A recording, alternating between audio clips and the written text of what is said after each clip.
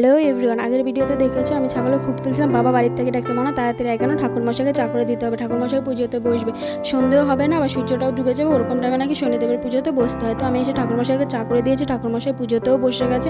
তারপর আমি কিন্তু ফ্রেশ হয়ে আবার চেঞ্জ করে নিয়েছি, মানে শাড়িটা আবার পাল্টে নিয়েছি, ঠিক আছে। দুপুরবেলা তো অন্য শাড়ি পরেছিলাম। আর এদিকে ভাইয়েরই মানসিক পুজো, তাই ভাই উপর সংকল্প করবে। ভাই ধুতে পরার চেষ্টা করছিল, পাচ্ছিল না, জিজু এসে ধুতি পরিয়ে দিচ্ছে। আমি ভাইয়ের পেছনে লাগছি, কিরে তোকে তো জামাই জামাই লাগছে, এবার মেয়ে দেখে বিয়ে দিয়ে দেবো, তাহলে বাড়িতে এসে আর কাজ করে খেতে হবে না, তোর বউই করে খাওয়াবে। আর এদিকে আমার দিদির মেয়ের তো আনন্দের শেষ নেই, পাড়ার সব লোকজনও দেখো চলে এসেছে। আর পুরোহিত মশাই পুজো করছে, এত ভালো লাগছিল ঠাকুরটাকে দেখতে যে কি বলবো।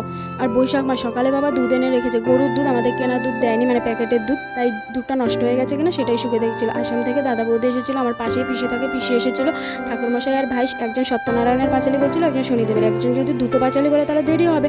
আর পাড়ার সব লোকজন এসে গেছে দেখো। আর এদিকে কিন্তু পাঠা বলি দেওয়ার জন্য সব তোড়জোড় শুরু হয়ে গেছে। পরের ব্লগে বাকিটা দেখতে পাবে।